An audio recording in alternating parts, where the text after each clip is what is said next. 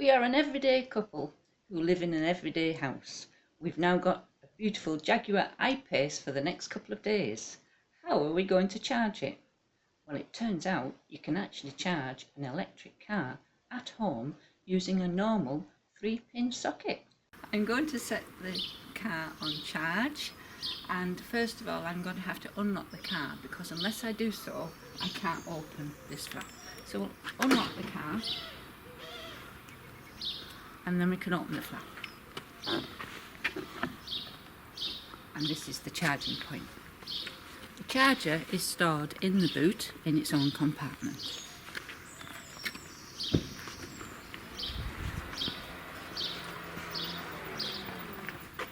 Which is under this little flap here, and it all fits very nicely into that area. We have the charger, the adapter, and the 3-pin plug to allow us to put it into a normal 3-pin socket.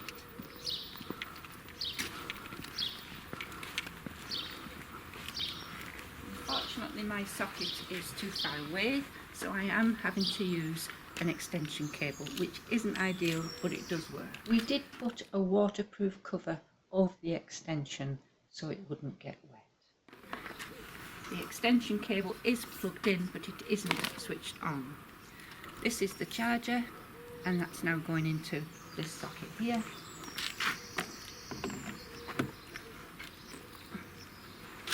And it's flashing to say it has connected. They're talking to one another, and I'm now going to switch that on at the mains.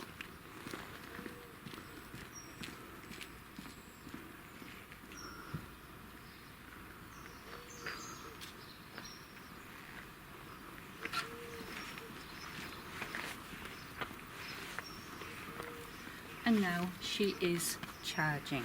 I'm just going to close that too. Now it's important at this stage to lock the car. I'm going to shut the boot.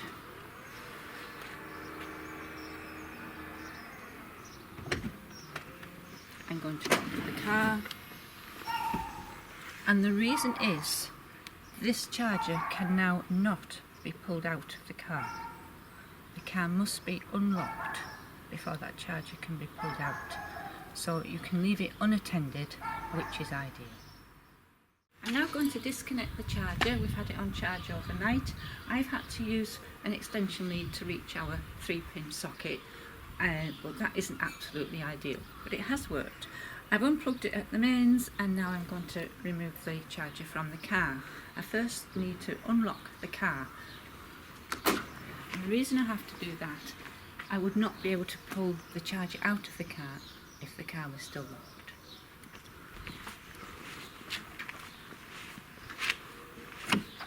There we go, I've removed the charger. I'm now going to unplug it from the extension lead.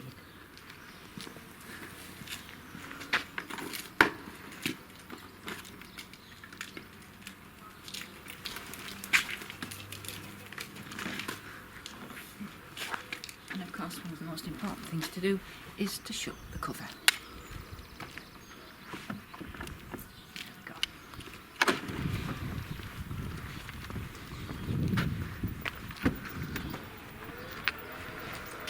As we've mentioned before, there is a designated place for this charger to go in the boot.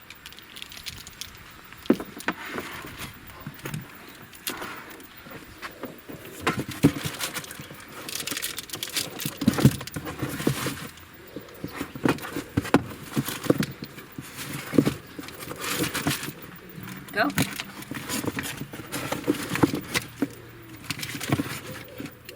And then you can just pop the cover back down, and you've got the full boot space for your use again. Just lock the boot.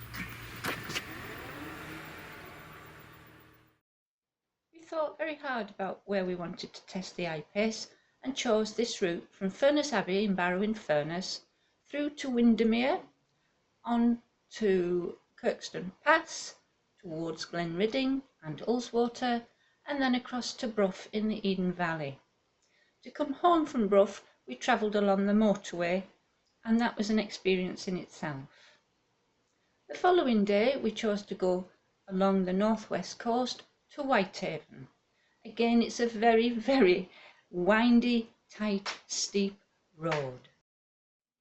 On the screen you're looking at now is a breakdown of all the figures for the mileage we did, which was 273 miles, and the total of kilowatt hours it cost us to charge the I-Pace. I had taken note over 7 days of how much electricity we used at home for our own personal use, and that is also shown in front of you on the screen now. And to be fair, when we arrived home the battery was 85% charged, and when we left on Monday morning it was actually only 57% charged. So we have added an extra 28% to the figures in front of you so that it is as accurate as we can make it. The breakdown of this is, for 273 miles that we travelled, it cost us 118 kilowatt hours in electricity to charge, and the total price came to £20.06. And wait for this, it actually cost approximately 7.35 pence per mile. That is amazing. Now if I tried to do 273 miles in a fossil fuel car, an average car that does approximately 40 miles to the gallon, it would cost well over £40 to do the same mileage. So this is a very, very good example of how cheap an electric car can be to run. Unfortunately, our test drive came to an end, but for more information on this electric car, use the YouTube end annotation links. Top left, I-Pace mobile apps. Top right, I-Pace facts.